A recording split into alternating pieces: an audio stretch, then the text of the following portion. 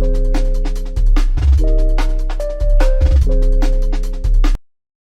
morning. My name is Toby Heaps, and I'm the CEO of Corporate Knights, and it's my pleasure to welcome you to this fourth in the five-part series, the Earth Index Canada, where we're looking to close the say-do gap in the major sectors that will determine whether or not we can hit our climate targets and power forward in the clean economy. Before we get underway with some remarks from the Minister and a presentation by our Director of Research, Ralph Torrey, and then the panel, I'd just like to make a land acknowledgement. Corporate Knights honors the peoples and land of all First Nations, Inuit, and Métis peoples, and their valuable past and present contributions to this land. Corporate Knights acknowledges the land we are on as the traditional territory of many nations, including the Mississaugas of the Credit, the Anishinaabe, the Haudenosaunee, the Chippewa, and the Wendat peoples, and is now home to many diverse First Nations, Inuit, and Métis people. Their culture and presence have nurtured and continue to nurture this land. Corporate Knights also acknowledges that Toronto, where we are located, is covered by Treaty 13 with the Mississaugas of the Credit. We would like to thank IBM for enabling this series and partnering with us. We'd like to thank all of our esteemed panelists for joining us today. Before we get underway with the presentation from Ralph Torrey, we have some brief remarks from Minister Ahmed Hussein, the Minister of Housing. The remarks came through in a bit of a disjointed file. Hope the Russians did not have anything to do with this. So we're just going to be playing the audio and the video will be part of the post-production YouTube. Hello everyone, bonjour tout le monde. I'm Ahmed Hussein, Minister for Housing and Diversity and Inclusion. I'm pleased to join all of you in this Corporate Knights Earth Index series for this important discussion on GHG emissions reduction throughout Canada's building stock. For us to meet our net zero emissions target by 2050, we have to retrofit almost every building in Canada. Now, we can't do this alone in government. We need the collaboration and partnership of other orders of government, but also in the private and non-profit sector. So I look forward to the results and the policy recommendations that will come out of this Earth Index series, as well as further discussions and conversations that I look forward to in the weeks and months to come. Thank you for your work. Merci beaucoup.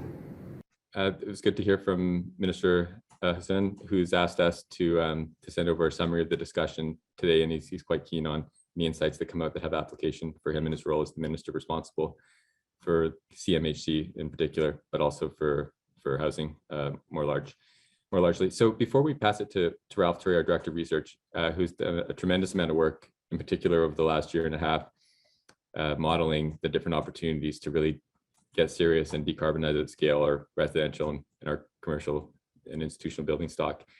Just a little bit of context. In terms of opportunity, it's lost on many people just because they don't toot their horn as much, but Canada's real estate investors are among the strongest and greenest globally.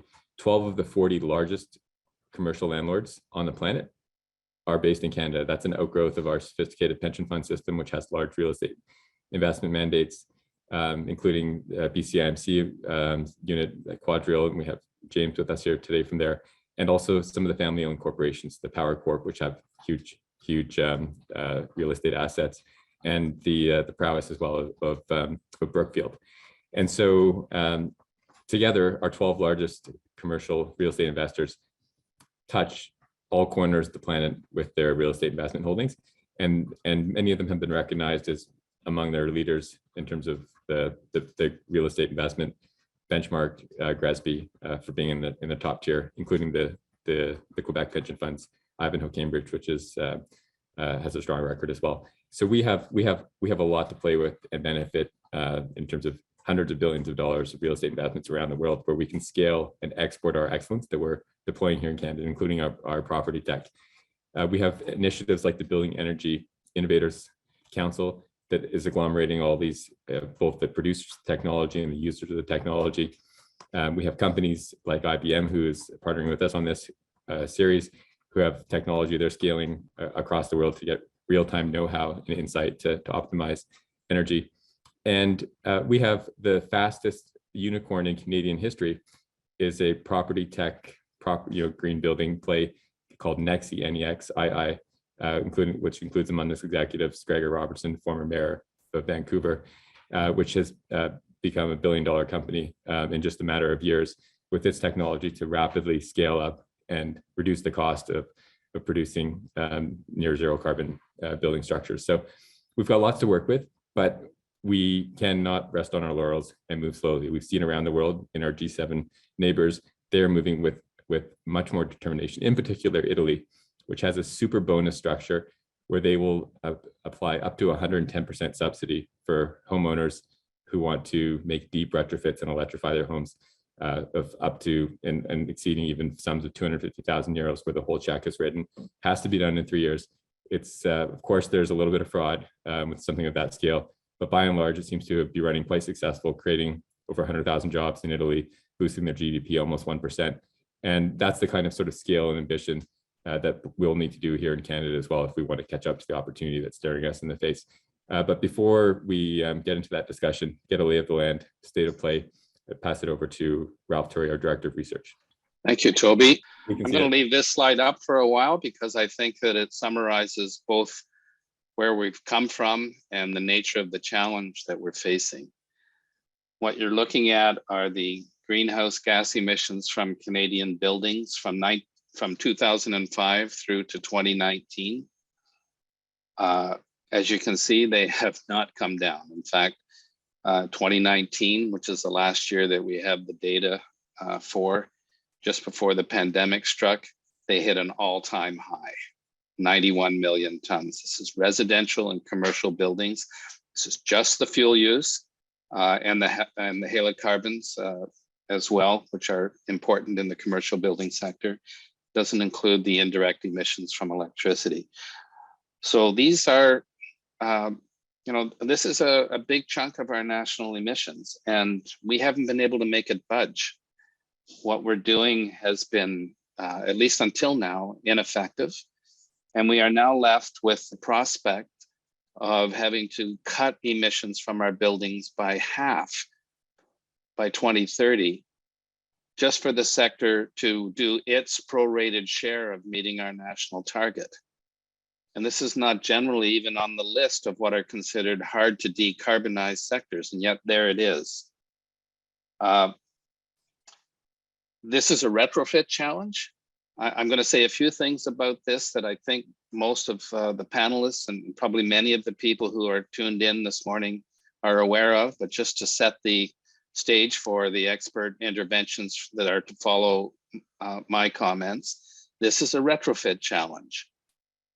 90%, more than 90% of the greenhouse gas emissions from buildings in Canada in the year 2030 will be coming from the buildings that are already here. Not to say that it isn't important to get building codes upgraded and to change practices in the way we build houses and build commercial buildings. But the fact is that even by 2050, the majority of greenhouse gas emissions from buildings in this country, unless we can bend this curve, are going to be coming from the buildings that are already with us here today in 2022. So there's simply no possible way that Canada can hit its greenhouse gas emission targets without a successful and really an unprecedented level of building retrofits, both in how deep they're going to have to go and how widespread they will have to be. A few other things that we've learned from looking at this problem and tackling it over recent years. This cannot be our parents' retrofit program. We can't keep trying to do retrofits the way we did them in the 1980s and the 1990s and expect to bend this curve. The evidence is right there in front of you about what happens. We're just not getting there. This is going to have to involve industrialization of the retrofit industry, aggregation of projects on a very large scale. I talked to one deep retrofitter a couple of months ago who was doing, I think, 10 homes. And I said, well, how would it affect your costs and your approach if you were doing a large project? And he said, oh, you mean like 50? And I said, no, I mean like 1,000. Because we have millions and millions of buildings in this country. And if we are going to retrofit them by 2030, we can't be doing them one at a time in a bespoke approach with an industry that is not employing industrialization, aggregation, and modern management. The critical path is not the technology, I would argue, although there are some challenges there, obviously. It's the logistics, the supply chain logistics, training the necessary workforce that it's going to take to do this. And of course, getting the financing organized in a way that will work for the building owners as well as for the industry. Synergies and interconnections are absolutely critical as well. Electrification begets efficiency. Efficiency begets grid decarbonization, which in turn begets additional electrification. We need to be taking an integrated whole building approach that optimizes efficiency and fuel switching, vehicle to grid integration, distributed generation integration, and of course, the all important climate resilience measures that are going to need to be implemented in the Canadian building stock to prepare for the extreme weather and other climate change impacts that we know are not just coming, but are already here. The consent and the engagement of the building owners is a pivot point for bending this curve. I think that there's 4 conditions that are going to have to be met to get that consent and get that buy-in. First of all, the upfront capital cost simply has to be eliminated for the building owner, the way we do it for so many other large and expensive things in our society. We need to get that capital cost spread out in a way that that results in no increase and preferably a decrease in the total cost of building ownership. We have to guarantee the performance. I'm thinking of the energy sprung approach to this. And we have to minimize the inconvenience of the retrofit project process itself. In and out in a couple of days, I think, ought to be the sort of the moonshot goal for residential deep retrofits. This is going to in turn imply offsite manufacturing and prefabrication and so on. Mass customization, as it's sometimes called. Another point are regulatory mandates, whether we're talking about building codes, we don't yet have one for retrofits, or whether we're talking about the way our electricity industry is regulated, are not aligned with the net zero goal. And finally, I would say that there are many technical, social, economic, and political advantages to giving early and intensive priority to low-income housing, to both retrofitting it and climate proofing it. There's a couple of slides here that just give you a picture of the stock that we're talking about. I won't dwell on these. There's more material that will be posted online. This is just sort of a sample of some of that material, but here you can see the distribution of the floor area of commercial and institutional buildings in this country, both by building type and by province. You can see the dominance of the office buildings and the retail sector, which casts the uncertainty in the post-pandemic period of what will happen in these 2 building sectors in a particularly important light with respect to retrofits.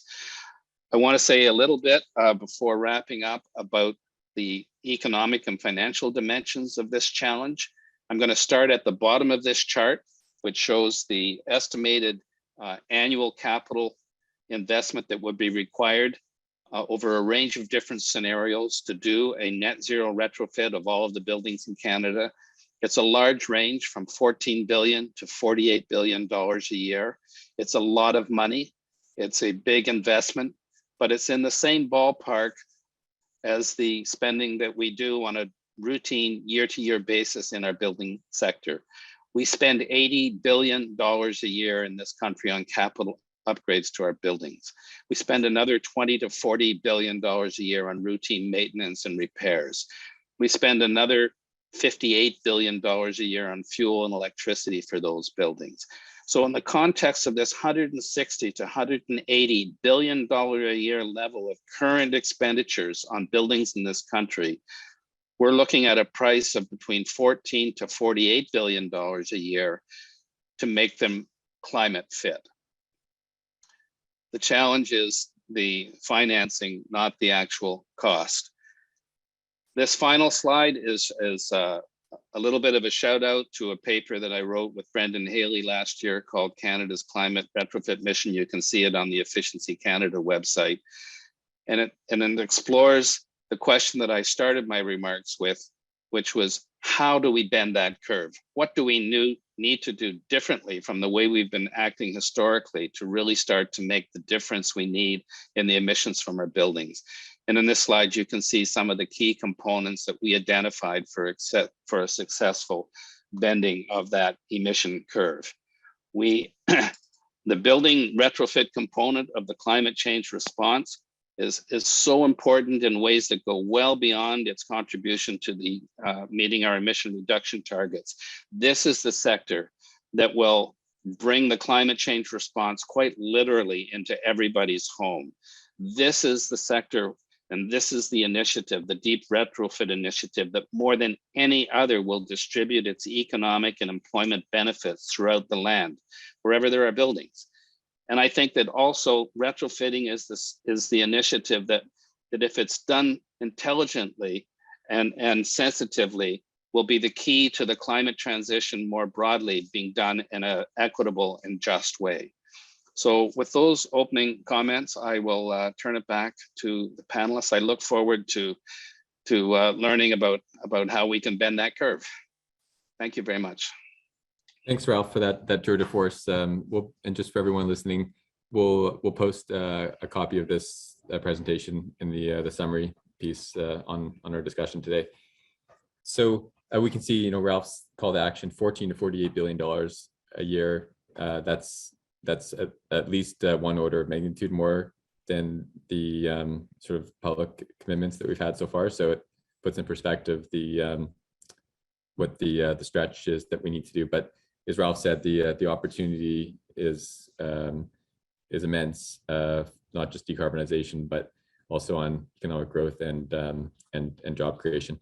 So as we jump into this discussion, we're really fortunate to have a lot of perspectives with us today, people who have been in the trenches and making some of the biggest progress in this country in their particular domains, whether it's on retrofit or new builds or getting off diesel in Indigenous communities.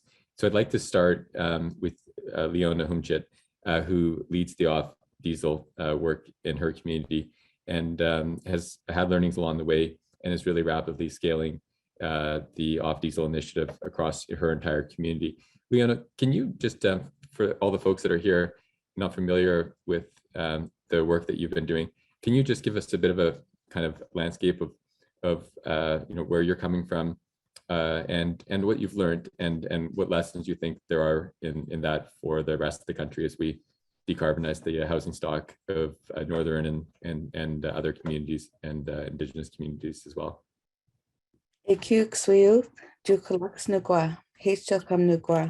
Good morning, my name is Leona Humchit. I'm from the Heitcheuk Nation of Bella Bella, BC. I want to thank Corporate Knights for the invite and the honor to participate with the esteemed guests of today's panel. A little bit about my climate action journey. It started, we're one of 15 nations from across Canada that were successful in the application to the Indigenous Off Diesel initiative that has been sponsored by NRCan. Part of phase one was capacity development, and I participated in Indigenous Clean Energy, a social enterprise that does a 2020 catalyst, which is coined as a mini MBA in clean energy. Participating in that and completing my climate action leadership certification was part of the important work going forward as phase one of the Indigenous Off Diesel initiative.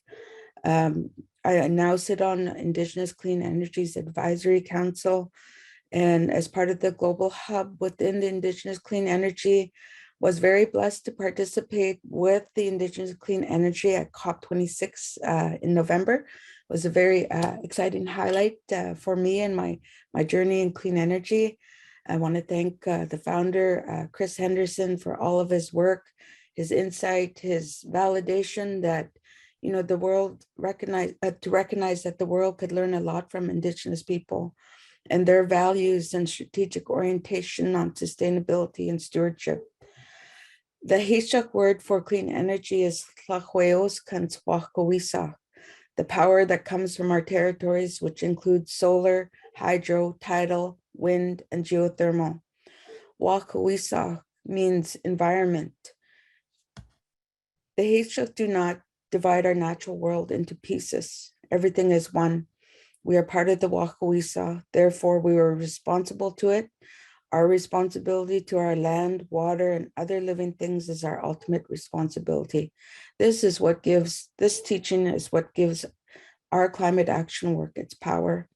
I wanted to share that we've been working in the past couple of years as phase 2 of the Indigenous Off-Diesel Initiative to create a community-led clean energy plan. And in the tenets of Native Nation building, community engagement is a huge process of getting support and buy-in from our grassroots people on what they want to contribute to our plan, for our future. Some of the sustainable development vision and energy goals have been gleaned from engagement with local stakeholders on what they articulate as our vision. The Hishak Nation is practicing clean energy sovereignty and resiliency by utilizing the wind, sun, earth, and water. We will create a sustainable future in accordance with our Gui laws, which is our laws and our Hishak worldview. Our mission is through community guidance and data analysis. The Hishak Community Energy Plan outlines a pathway to clean energy sovereignty and resiliency. The Hishak Nation will create our own clean energy future to Ekilaxikans Nala'o to protect our world. Those goals include to adapt to climate change by implementing a community clean energy plan as Hishak people with specific policies, targets, and strategies. To educate and engage the Hishak community to ensure ownership of our collective climate action work. To create equitable access to clean energy for all Hishak derived from the gifts of the Creator in Hishak homelands, and to increase human well-being through transformation to a carbon neutral community, and to cultivate the abundance of the Hishak homelands for future generations by living in balance and exercising Hishak sovereignty. It's important to note that within our clean energy plan, we have climate action solutions as it relates to the conversation we're having today, which includes fuel switching to energy home heating systems, retrofitting community homes, developing a passive house kit, and retrofitting community buildings. Our climate action work is relative to this conversation. It costs less to save a kilowatt than to generate one. We're excited to embark on the next phase to operationalize our clean energy plan. The timeline for our clean energy plan is 10 years with a review and necessary amendments in 5 years. A system and process of energy sovereignty and decolonizing climate action for the Hishak. Our flagship has been our local heat pump project, which we started in 2018 with a pilot project of installing 17 ductless heat pumps. In 2019, we did a review and recognized that the ductless heat pumps weren't serving its purpose to, in terms of air circulation. So in 2020 and 2021, we pivoted to central heat pump installs and did an additional 117 homes with a total 154 homes with heat pumps of our 429 residential homes. Some of the benefits our homeowners are seeing as household savings, $2,400 per home or 50% savings per year, displacing 1,800 liters per home of gas and reducing greenhouse gas emissions by 5 tons. With a current project lifetime over 15 years, cumulative savings of $5.5 million, displacing over 25,000 barrels of oil, and a cumulative reduction of 11,000 tons of greenhouse gas emissions. I'm happy to share that in 2022, the future is looking bright as we managed to raise an additional $4 million in funds, which will translate to 250 more homes retrofitted with heat pumps, bringing our total retrofits to 94%. Our goal is to build local capacity, to train Haystruck members to be heat pump technicians and certify them as energy advisors to complete EnerGuide assessments. We've incorporated step code 3 for new home builds and plan to codify that within our plan. We look forward to continuing on this journey that aligns with our worldview on sustainability, implementing our clean energy plan and the goals within. Our people have been the first to feel the impacts of climate change. Experiencing climate grief and climate trauma is evident, and our strategic orientation has always been long-term for the 7th generation and beyond. The United Nations has gone on record saying that 80% of biodiversity is intact where Indigenous people live, and we remain strong and reinforce our resolve to ensure that our homelands are protected for our future, for our children yet to come. It's been an honor to do this important work with our Health to Climate Action team, whom are grateful to our membership for the contributions, buy-in, and support. It's been hard work for all of us, but it's been hard work for our climate action team. Wallace Gayaska, thank you for listening.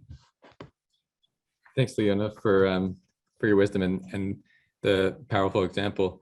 It's interesting to reflect the figure that you mentioned about, reduces greenhouse gas emissions, creates employment, but also saves $5 million, which I guess if you look at that across the community of almost around 500 homes, works out to $10,000 a household. So that's $10,000 that can go into nourishing the households rather than kind of going into diesel. So really interesting. And thanks for sharing your powerful example.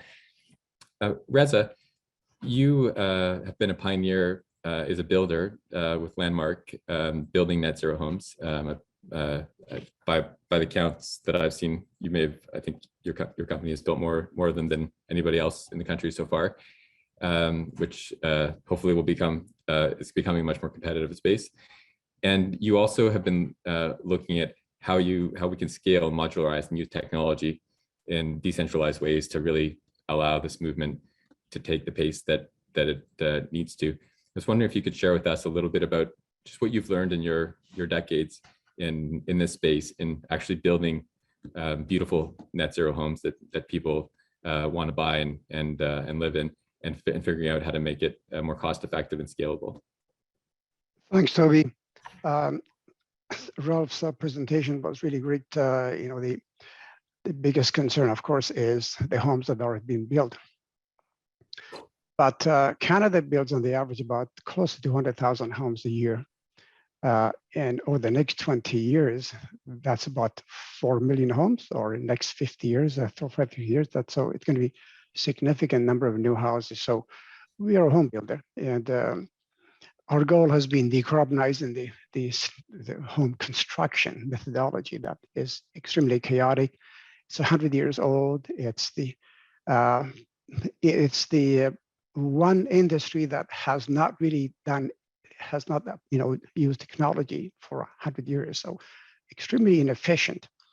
So as part of our reducing carbon emission in the construction, we started to use automation. And so some 16, 17 years ago, we started to do offsite construction.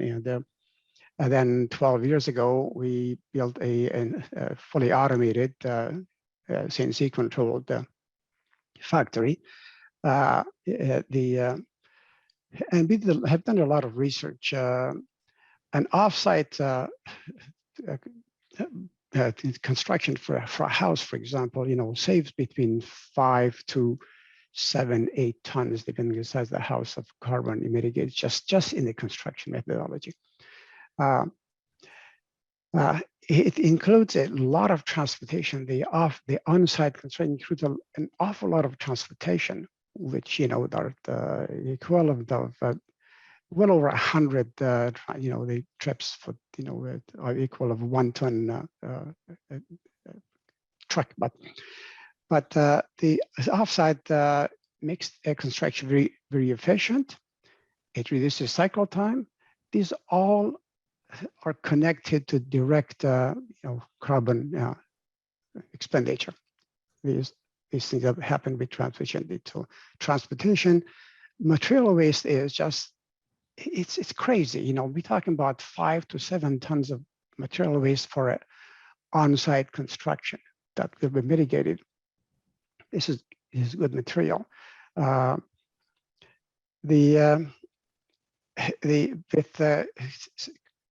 automation, you could build a very efficient, tight house so that it reduces the air change, so it brings the cost of net zero, down. Essentially, it lowers the cost of net zero. So our goal always has been to build net zero homes. But of course, the economic conditions of the past, 15 or 20 years has made it impossible. So we have done our share as compared to other builders, and we are very proud to say. But our goal is really to build everything net zero.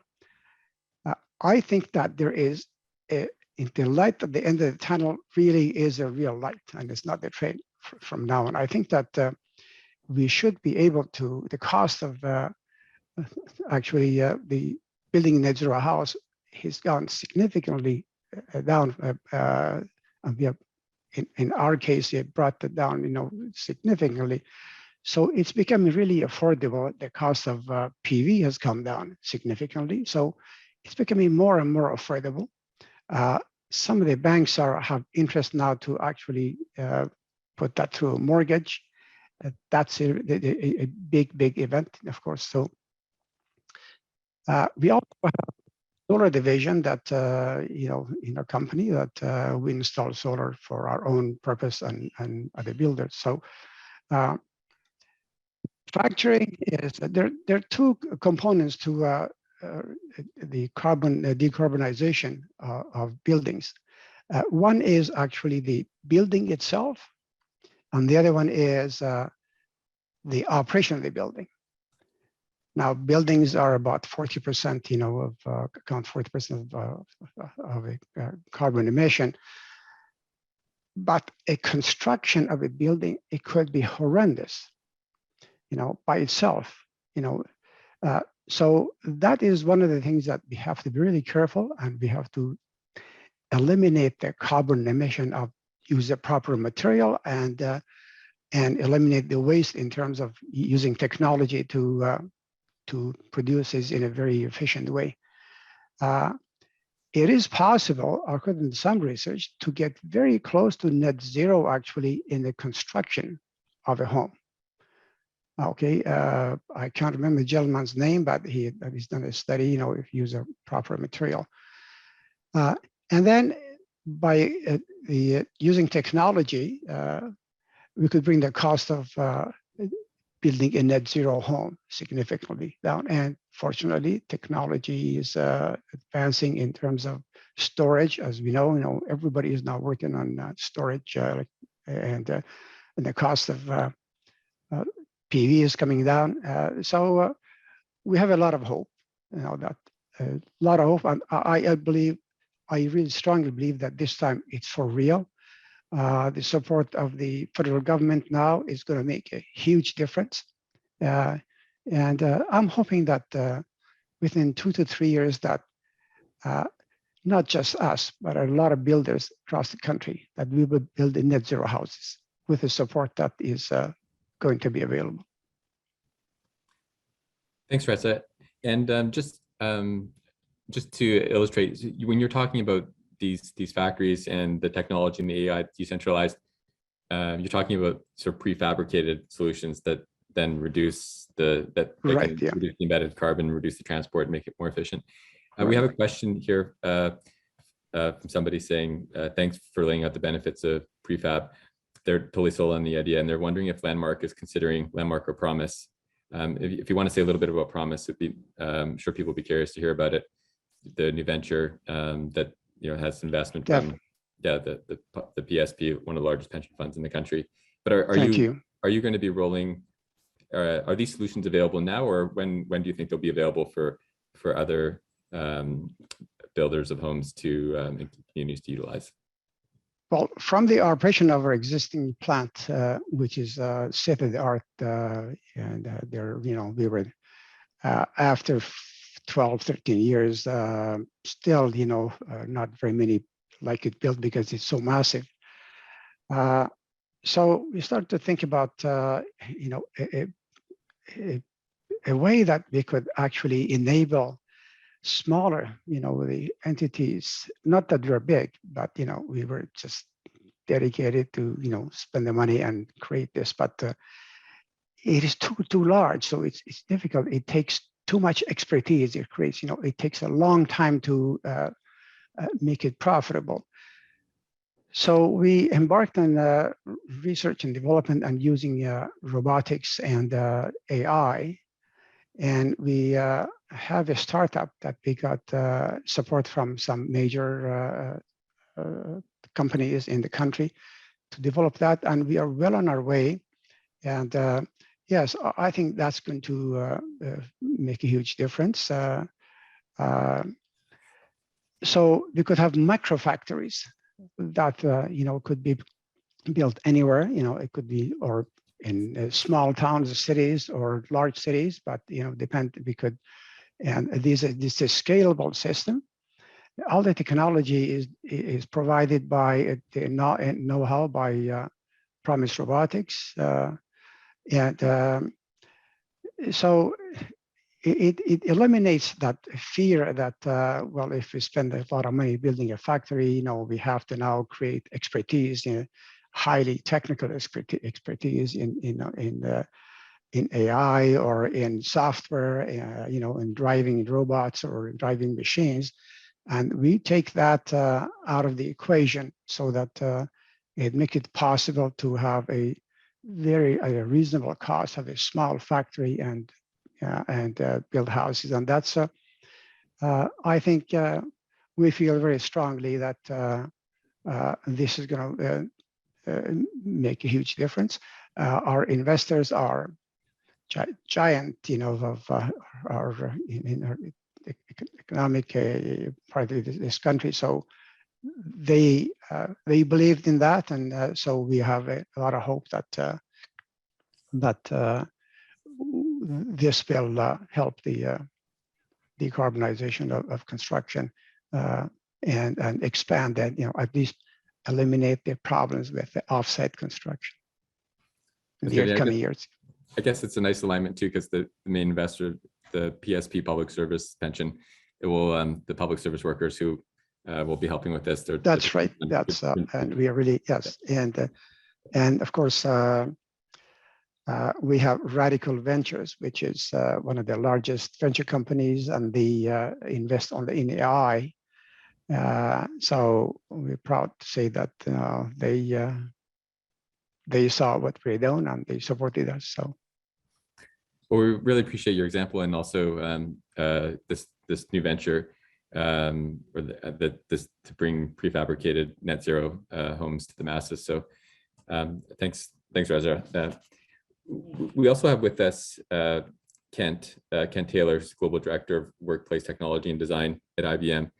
And Kent, you have you're in Toronto, but you have a global view across across the planet, and including the 70 million square feet of IBM office space.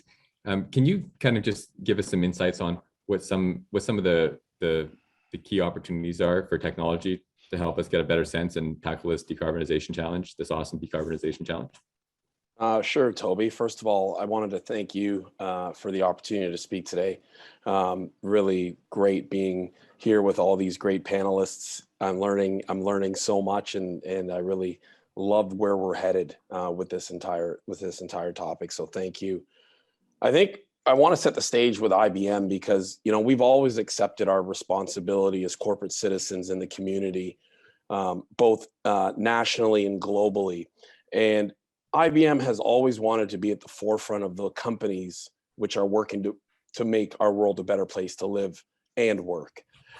When I look at what we're trying to do from an energy and climate standpoint, just to level set, we're looking to procure 75% of the electricity IBM consumes worldwide from renewable resources by 2025 and 90% by 2030.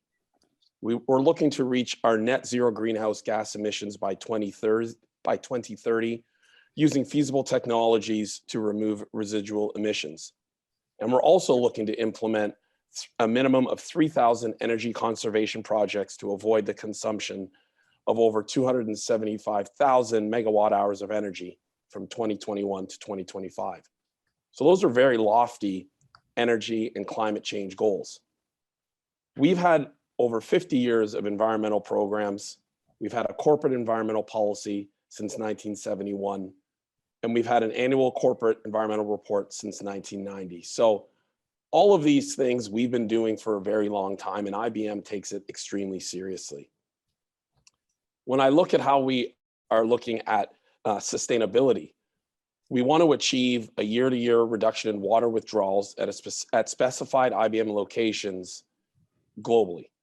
We want to divert 90% of IBM's total non-hazardous waste from landfill and incineration by 2025.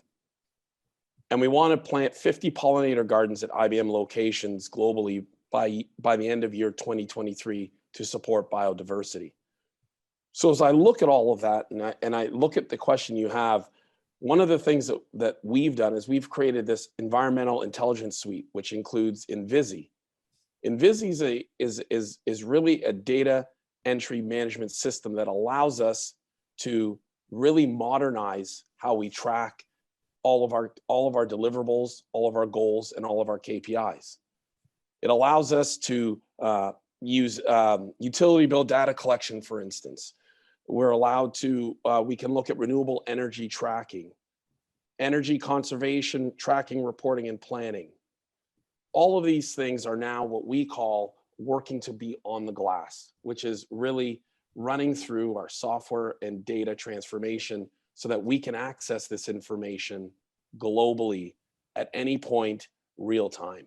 And that's really as a owner and as someone who uses a lot of real estate, 70 million square feet, as you mentioned, we need to make sure that we can easily track, monitor, and pivot when we need to really ensure that our environmental, climate, and sustainability goals are met. Thanks, Kent. That's I guess, yeah, the knowledge is power, and having those key sustainability metrics, measuring what matters and getting it up on the glass so people can see real time and react and be proactive too. James, we have James Gray Donald with us as well. Dr. Gray Donald, though he doesn't say that when he orders a pizza, not a medical doctor. He's been in the sort of forefront of decarbonizing commercial buildings as a sort of global champion from Canada in his role heading up sustainability at Quadrille, which is one of the giant real estate investment firms that's owned by a pension fund. And James, you've helped to pioneer and really push the envelope on transparency, radical transparency in terms of disclosing real-time energy use and other key performance metrics, some of the metrics that Kent was talking about.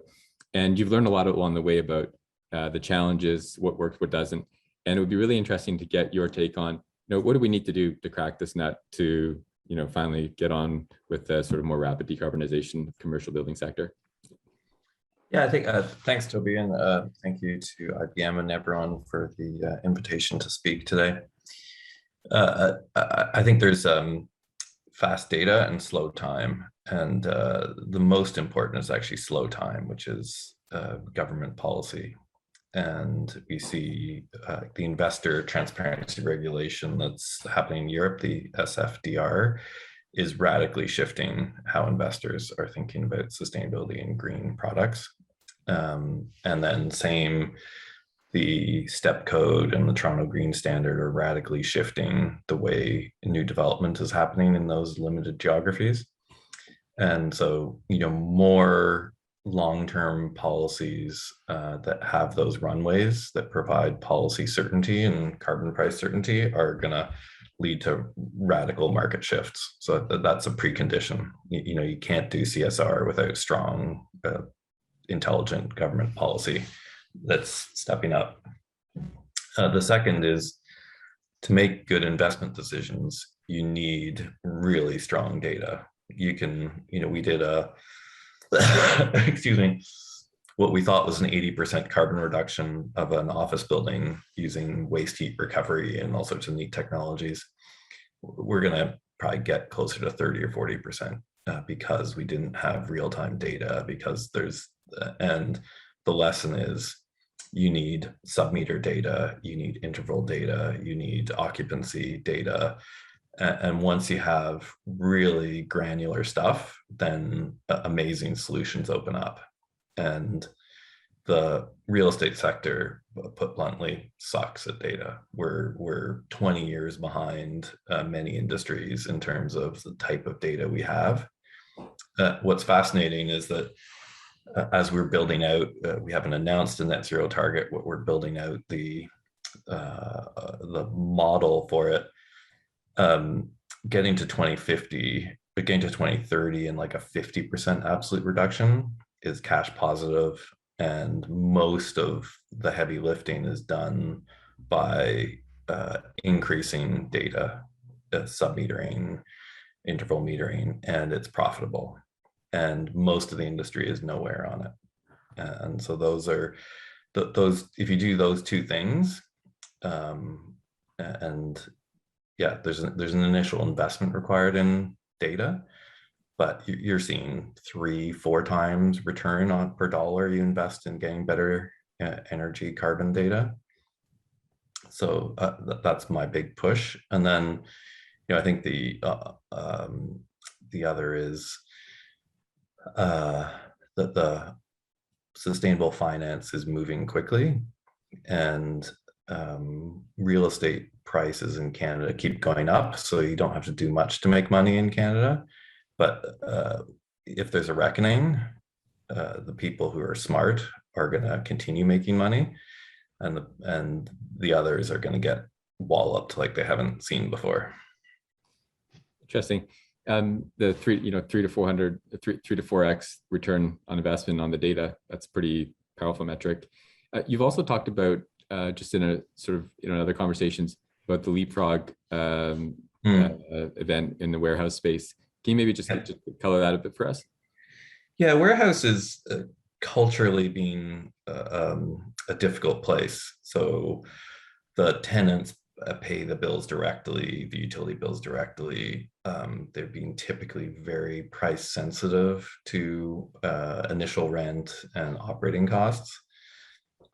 With the massive growth in logistics, that price sensitivity is lessening. You're seeing rents go up from $5 a square foot in industrial in Toronto to 12. And so, if you go from natural gas heating to electric heating with heat pumps and all sorts of stuff, you're adding 50 to 80 cents a square foot, which used to be a no-go zone. And now it's like, oh, that's like the price of annual inflation in that sector. And so you've got an interesting opportunity, large rooftops that are unshaded, large volumes of space that are traditionally heated with natural gas in not well insulated buildings, and then the logistic transportation fleets that will be going to EV, and the pipe, electricity pipe to get to these buildings will be constrained.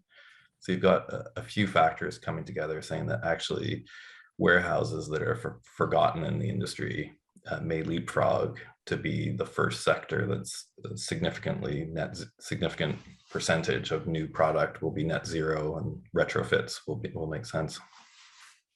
Akua Schatz heads up policy at the Canadian Association for Green Building, the CAGBC, and was quite active in providing input to federal government. And it seems like a lot of her and her team's advice was incorporated into the governing party's platform and now mandate letters. I was wondering if you could just give us an update about what's changed on the landscape, after this most recent election in terms of in light of the recent mandate letters before Christmas, and what still needs to happen at the system level so we can get a little bit closer to the pace of change that opportunity is knocking on for us to move at.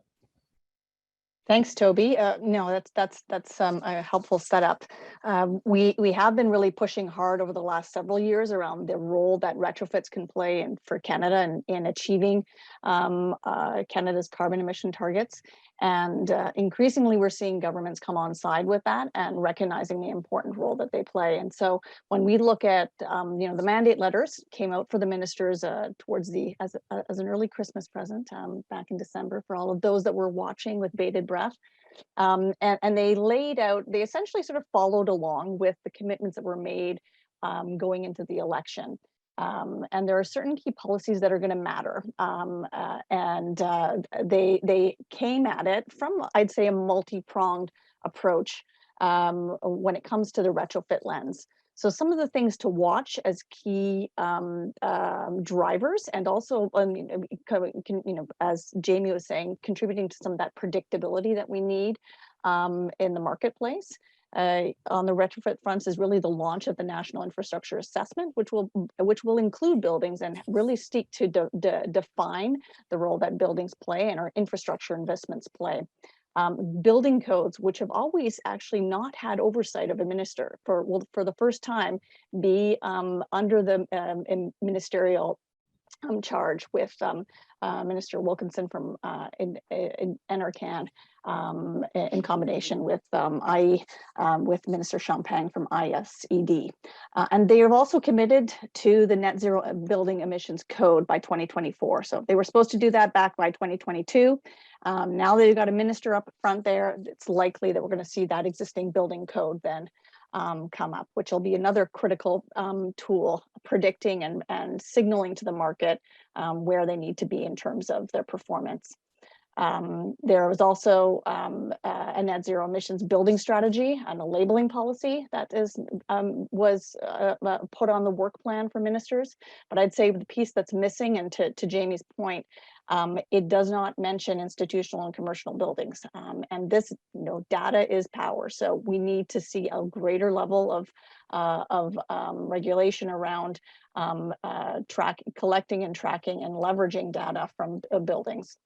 And I think what we also see is an increased attention to the workforce side of things. So recognizing that in order to scale up, and some of the research we did, we looked at it's a tripling of the green building workforce between now and 2030.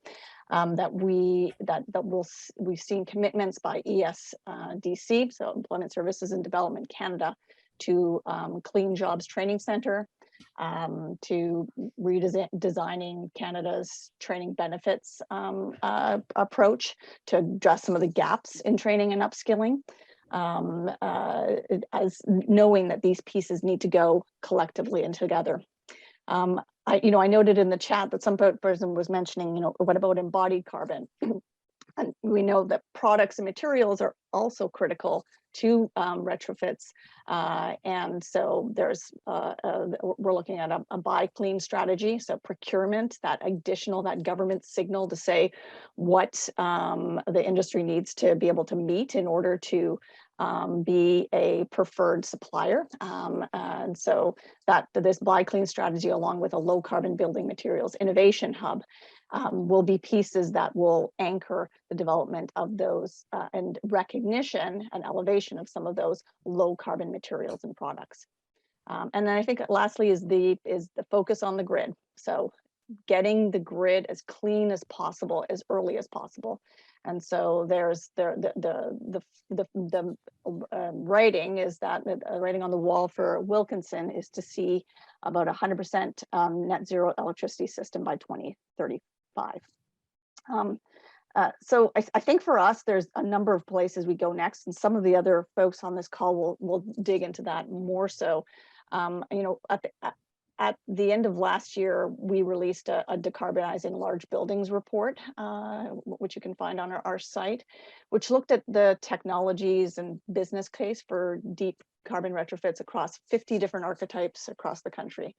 And for us, one of the key takeaways from the report is that we have to recognize the difference between the market perspective and the building perspective.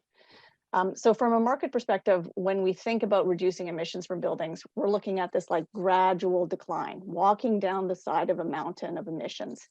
But when you're looking at it from the perspective of the individual building, getting to zero carbon actually means jumping down a small number of very big steps. It's not just sort of 2% better each year. And we actually don't have, in the life cycle of kind of capital improvements, you don't have many chances. So every step matters. And so the big steps are things like envelope upgrades and fuel switching. And the last steps might be, getting rid of combustion for peak heating, domestic hot water, humidification, and other missing pieces. So this is a change in mindset. And because we're kind of leveraging these natural intervention points, every step might be, one might be today or next year, and the other one might be in 15 years.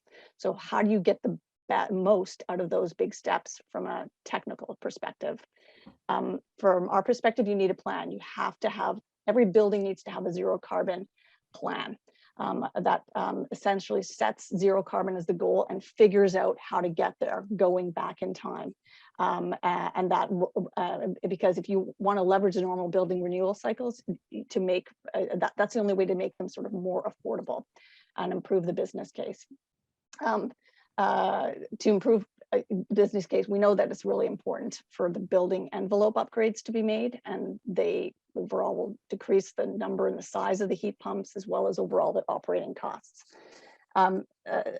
So I think I will just sort of leave that with you, that even knowing that zero carbon is the ultimate goal, those plans of renewal need to sort of take that long-term goal into account. And even in regions where where there is more carbon intense electricity, fuel switching still sort of ends up reducing emissions nearly 70%. So you can find a lot more of these details in our report, but hopefully that gave you a bit of an overview of the landscape and where we think we need to move next. Thanks, Kua. That's an excellent overview of the landscape. And if I could ask, when we come to the rapid fire, one big idea to push forward to get decarbonization to happen in the next year, the building sector, really interesting if it fits, to get your perspective on what the most compelling carrot and stick would be to bring about every building having a serious zero carbon plan and deploying it.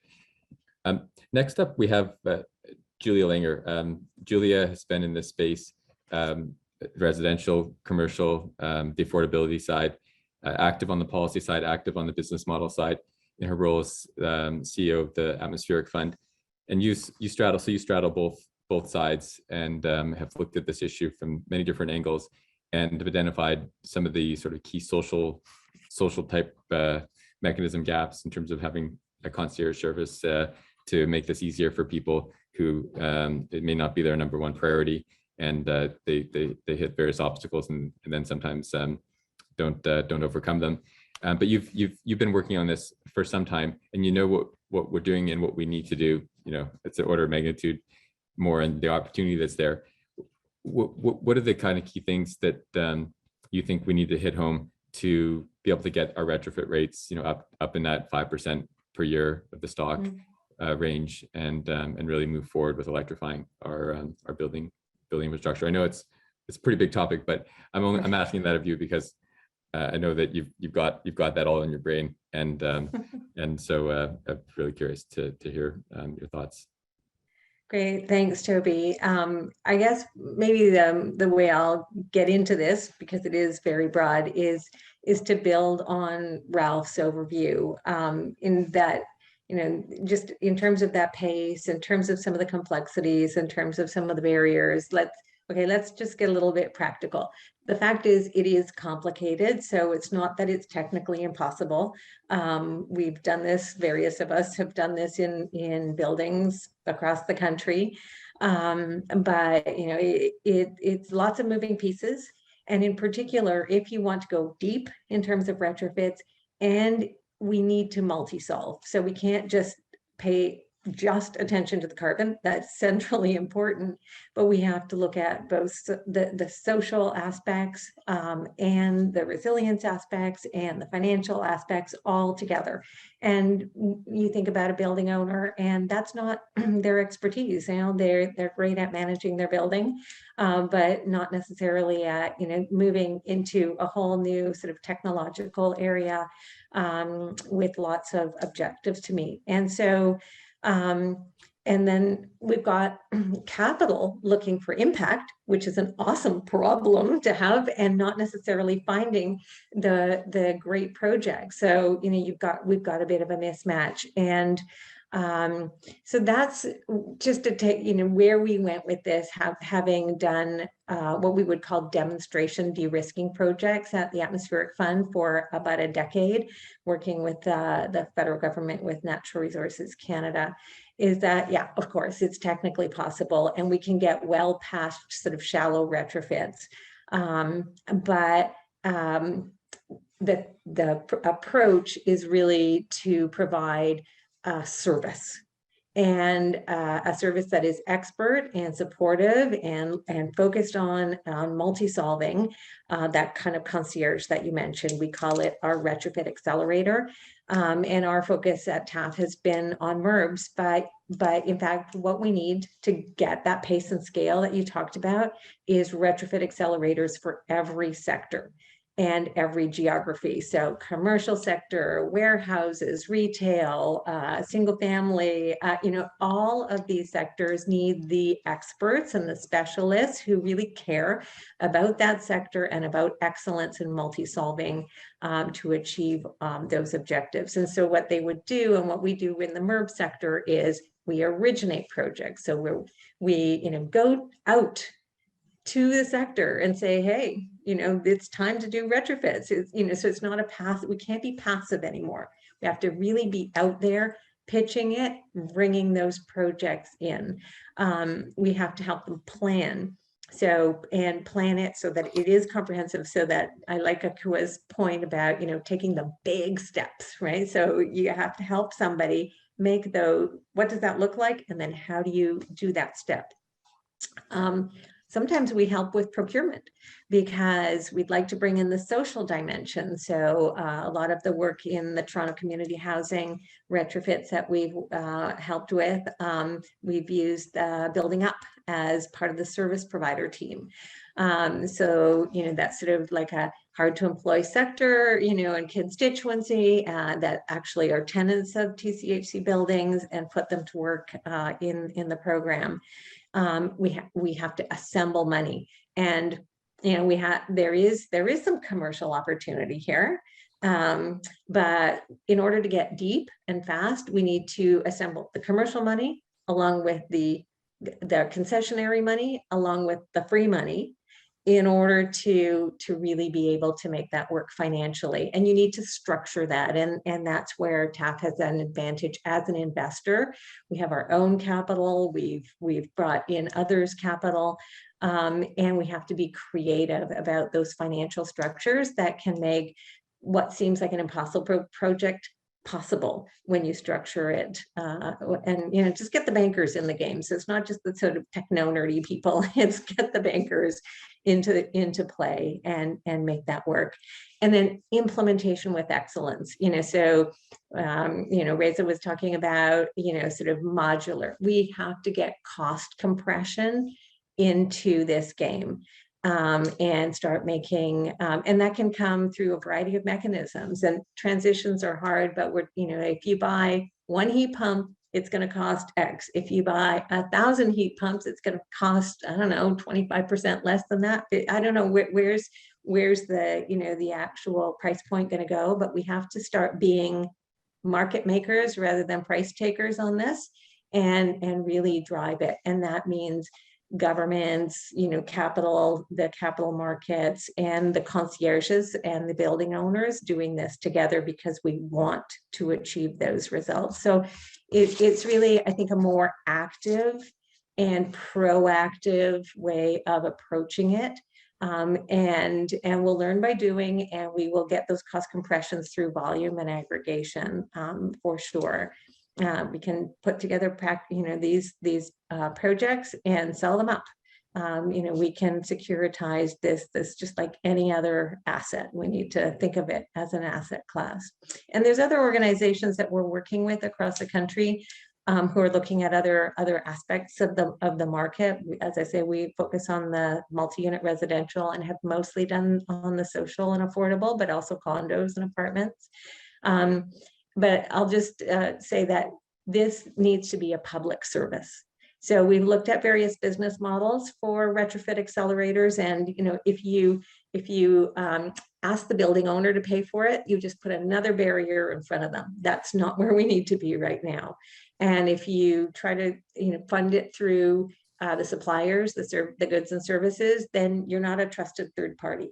So we're really pushing for and advocating for a fund that would support this kind of market development. The proposed amount is $100 million per year. It's a tiny fraction of the capital cost, as Ralph laid out there, and will really help us accelerate by putting the money and the projects together in a really solid and excellent and multi-dimensional way.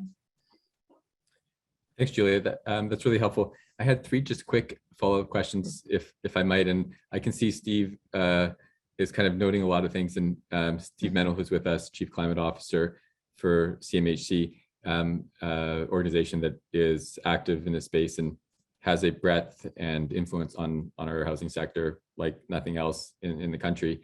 And so it'll be really interesting to get some of Steve's thoughts about what some of the stuff that's being said here. But I want to ask you, Julia, there's around 2.8 million people in the country that live in energy poverty, where their heating and utility bills at home take up a sizable part of their income. So they have to choose the difficult decision to heat or eat sometimes. And there's been gaps in the federal response to a large segment, about half of those folks. They're kind of off the grid right now in terms of any kind of programs that exist federally to help. And just wondering, I know you've made some submissions about thoughts on how we might address that, close that gap. Well, for sure, the opportunity to retrofit their buildings is just a choice. Is really saying, here's the upfront capital cost that we're going to invest in this in terms of social benefit, and that's really a program that can be implemented. We know kind of where those buildings are and what they need. It's harder in the single family because it's so disaggregated, but it's possible. The utilities have those kind of programs. They just don't go deep enough. They rely on a financial analysis only. And in terms of the price of gas, well, it doesn't give you very much room for investment. So it really is a program choice.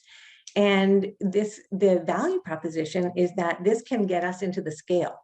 If you say we're going to use these however many thousands of buildings that is to drive down the cost of insulation, to train up the people that are needed, it'll be a wedge into the broader ecosystem of buildings, and therefore a really strong investment in future investment that can then use private capital as well as public capital. So you see it as an investment as opposed to, that's going to have a return rather than a straight up loss. You do have, like this stuff doesn't happen, it doesn't fall from the sky. You have to invest in it. So I would say that's the opportunity and the value.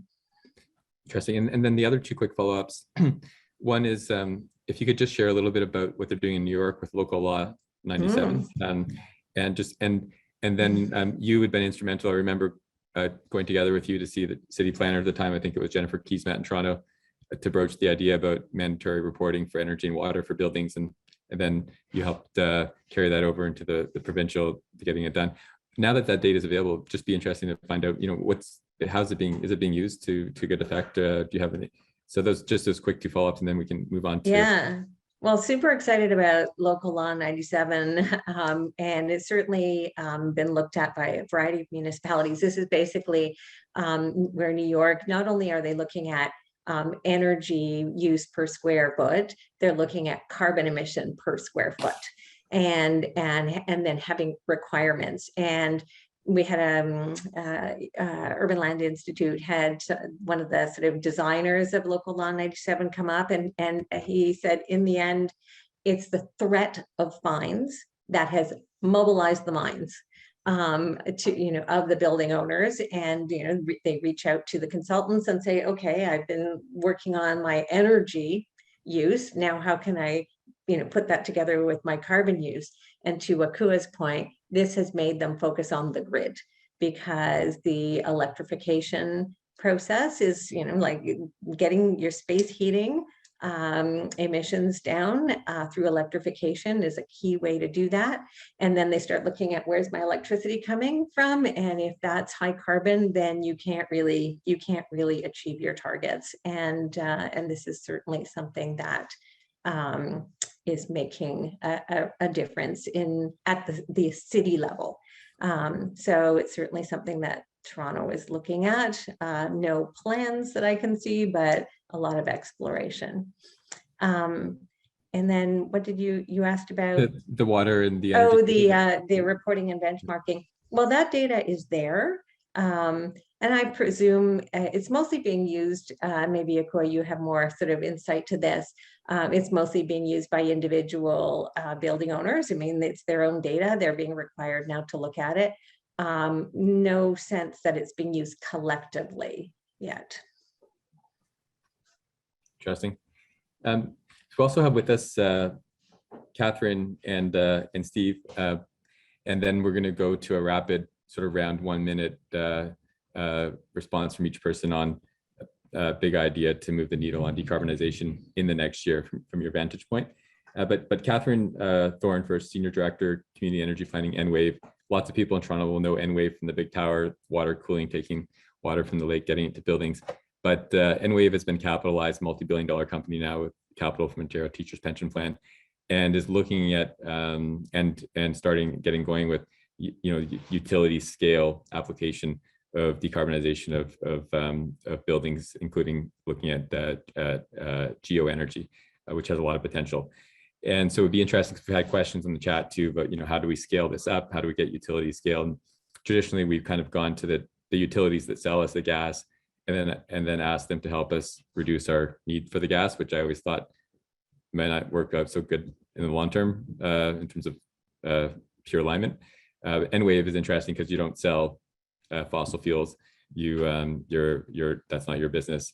So it'd be really, I think people would love to hear about where you're coming from to tackle this problem, and what you see is the scale of the solution that you're bringing, and how to speed that up.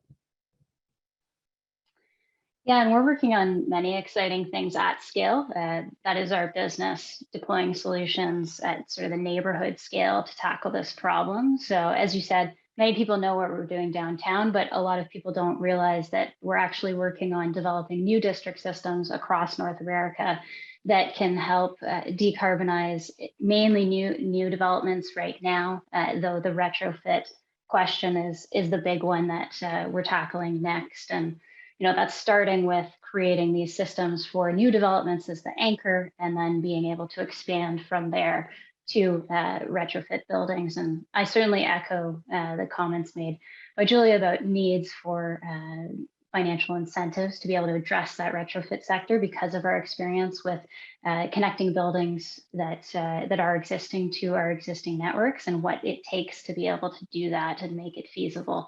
I think a fund to support that would have huge impact in mobilizing the private industry to step in and create change at scale on that. But in terms of some of the things that my team's focusing on in developing those new systems across North America, one of the exciting examples of that is the uptake we're seeing in Geo Exchange Energy, which is basically electrifying heating and cooling more efficiently using the ground as a source and a sink of energy.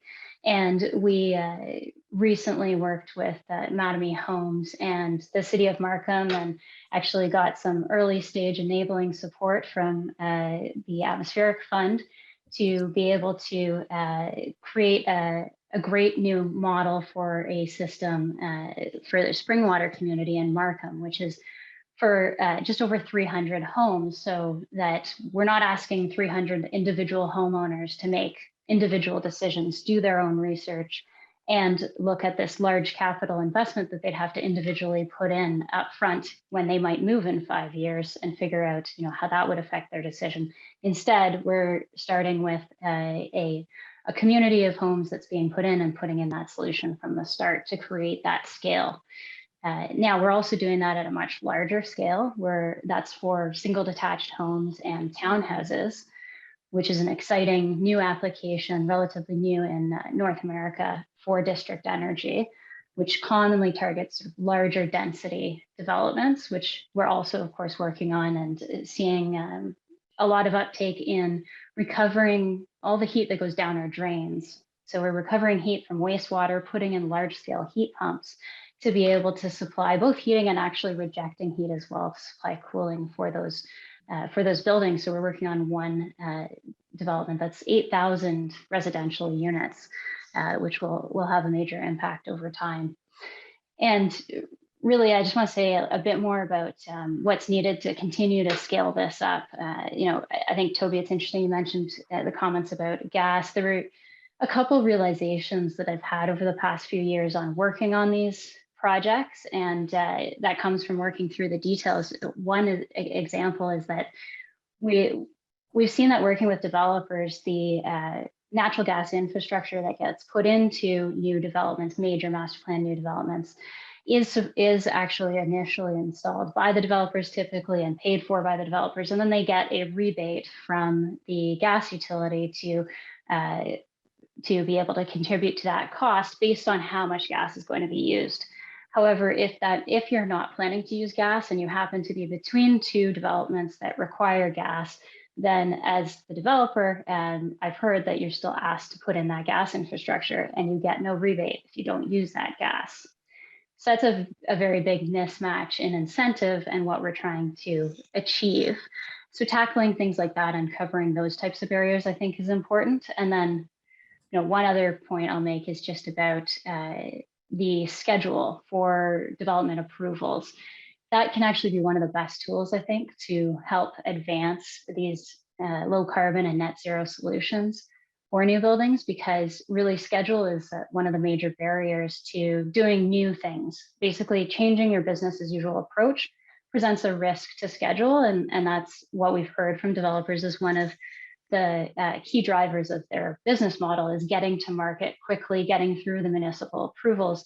So can we create expedited programs? And there are models for this to be able to create a streamlined approval process for municipalities to move those applications through faster with dedicated resources if they are, say, targeting net zero and showing how that they're going to achieve that.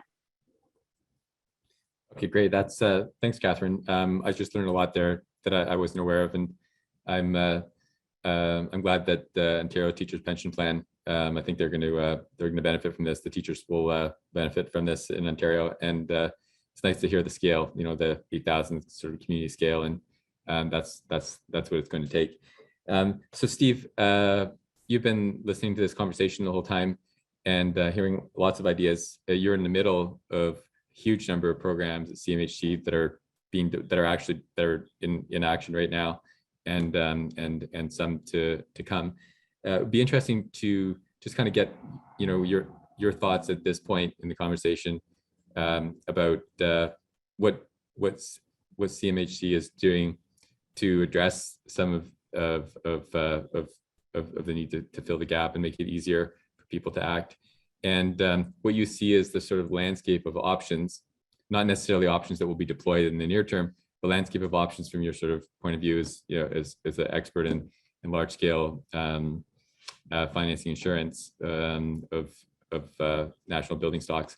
what are the options in terms of the landscape, the spectrum for us to act on and to select at a, I guess this ultimately will be things that are done at a political level. Yeah, thanks, Toby, and thanks for having me on this panel. It really has been a great discussion, and I didn't know I'd be hitting cleanup, so I hope I can do justice to that role. You're right. We do have a lot of programs and initiatives underway, and we're at the beginning of what I hope is a far larger range of programs and support for climate change and housing. I wanted to start by just sort of articulating three kind of principles that we are following in this space to sort of set the stage for what we are doing. The first one is that we are trying to advance the concept of climate compatibility, in meaning that we need to think about both mitigation and adaptation. It's not sufficient to consider just one or the other. When we're undertaking programs, commercial products, we're thinking about both. And some practical examples are when you retrofit a multi-unit building, you need to think about flood resilience, flood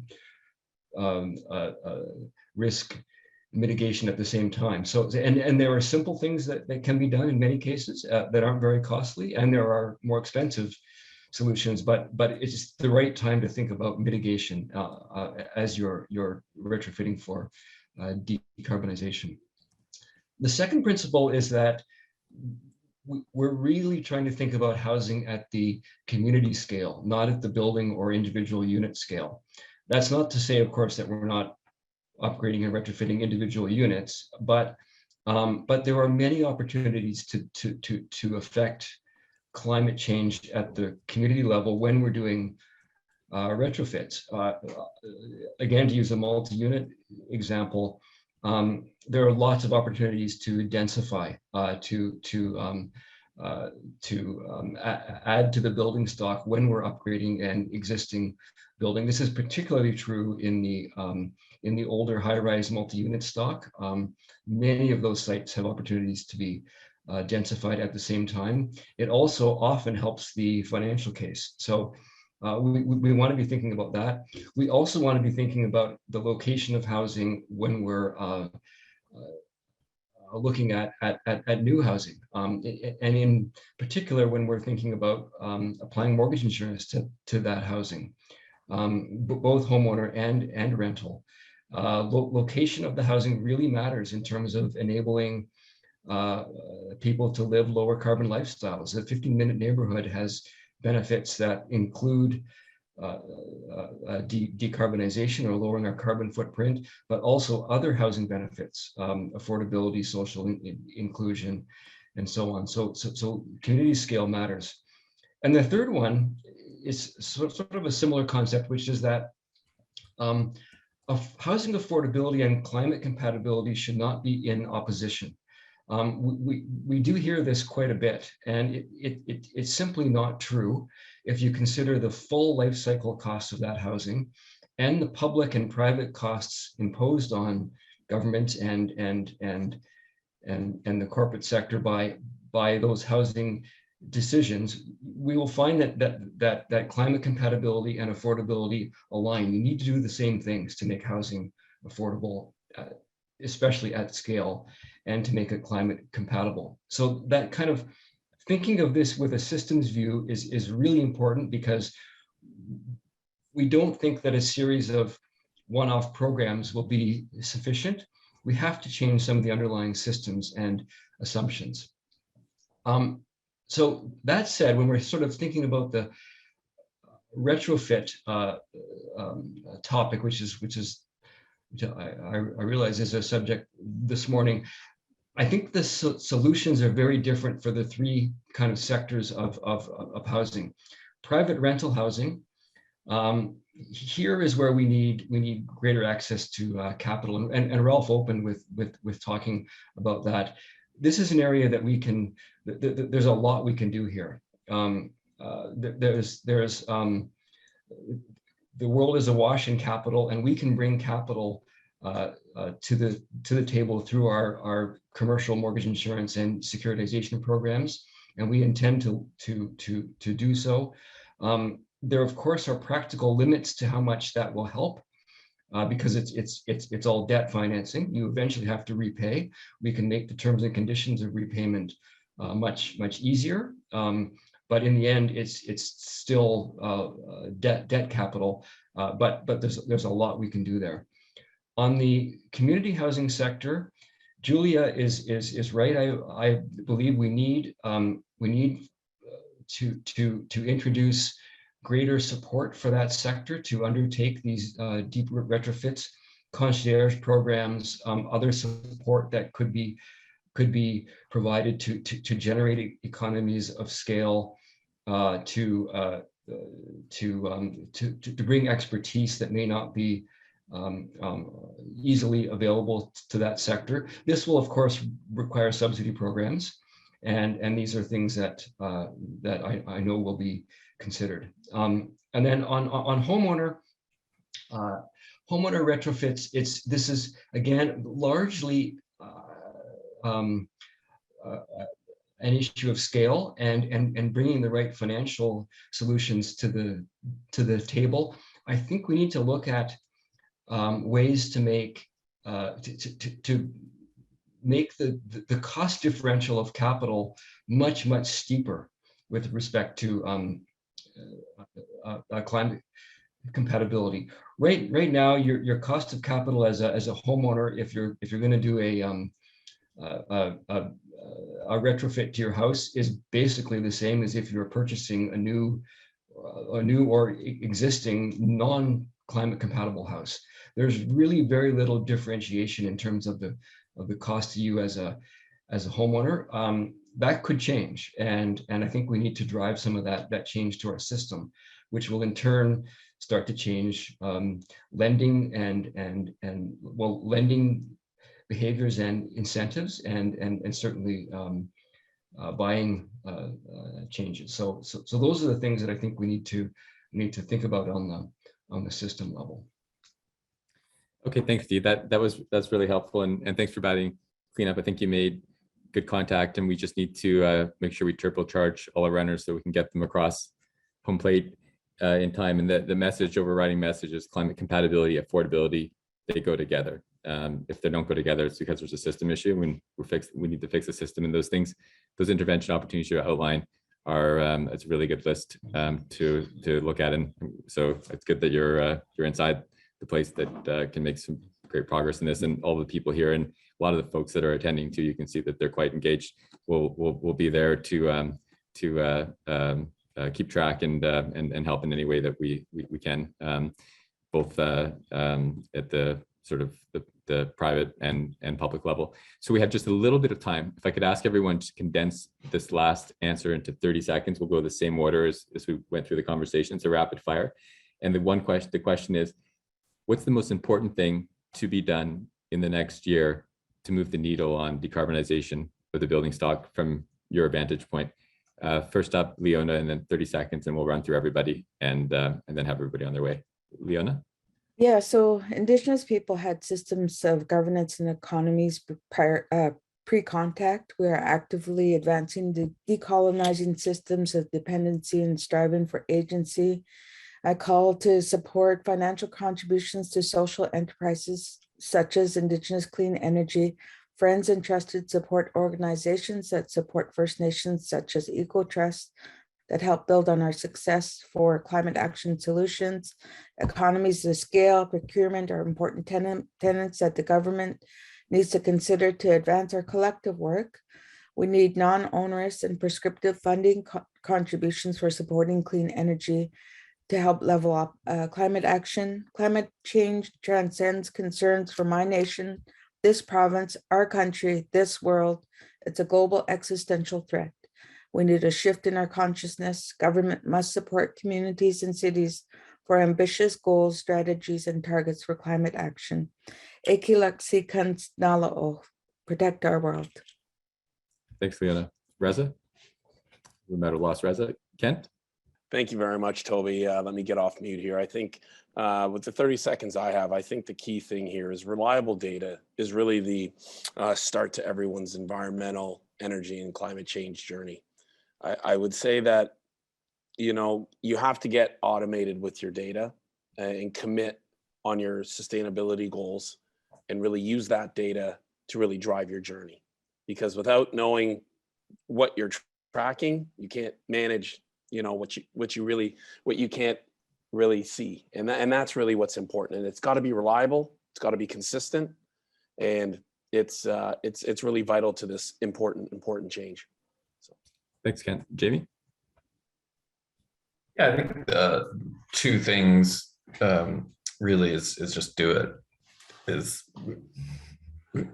You know, if there's anything we've learned from sustainability and commercial real estate, is that if you do it, you'll get paid. And you just need to take a minor risk in the beginning. So that's I would say the big one. And then the second one is don't chase rental premiums. The rental premiums may not be there, but the institutional investors, if you're looking to exit in 5 years or 10 years, that's where you get paid. So if your patient capital will win. And so I think those two mindsets of just doing it and then not needing your immediate payoff. The companies that do that, the Ivanhoe Cambridges, the Oxfords, are doing extremely well on this, and the rest of the sector needs to learn from them. Thanks. Akua? Somebody had to do the unmute thing. Just, I think, to reiterate where we spoke before, is that every financing, granting program, lender should be requiring building owners to have a transition plan to demonstrate how they're getting to zero in the long term. So even if their initial step may only leads to a 30% reduction, they need to have a plan to get to zero. So that would be my suggestion. Thanks. Julia? I will say again, invest in the intermediation and aggregation and acceleration service because it's going to pay off in terms of deep emission reduction, in terms of social benefits, job creation, health improvement. It'll create cost compression and sort of be a virtuous circle that we can all benefit from. Thanks. Catherine? I'll echo something that Jamie said earlier, which was that the Toronto Green Standard and also BC Step Code have created huge change in the industry. I think that to see similar change on the retrofit side, we need to see clear, long-term, predictable regulation put out, and then just also the programs to support it. So fund, like Julia was talking about, and incentives to go with that. Thanks. Steve? I think it's about public awareness, creating a sense of urgency to this problem. 2030, 8 years is not very long in housing time.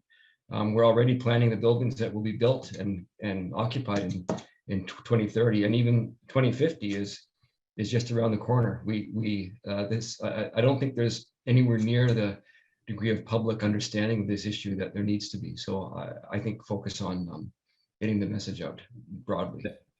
Thanks. That's 415 weeks, just 415 weeks till 2030. Ralph, last word is for you. I would just echo the last comment. We've got to start behaving like this is the emergency that we've been saying it is. And that means everyone on this call, everyone who's tuned in, you've got to up your game in terms of what you're doing. Understand where your spheres of influence are and amplify. We're out of time now. And you are 100% correct. We are out of time. We do have 415 weeks to 2030, but we're out of time for this session. And I just really want to thank everybody. Thanks for the panelists for bringing wisdom and the power of your examples of what you've done and what you're going to do. And thanks for all the attendees for being such vigorous participants in the conversation. Really appreciate that, and we're looking forward to taking this forward and moving with urgency. We'll be back next week with the Green Agriculture Wave. And again, just like to thank our partner on the series, IBM. for helping to enable this, and everyone else, and wish everyone a safe and stay warm, and see you next week. Take care.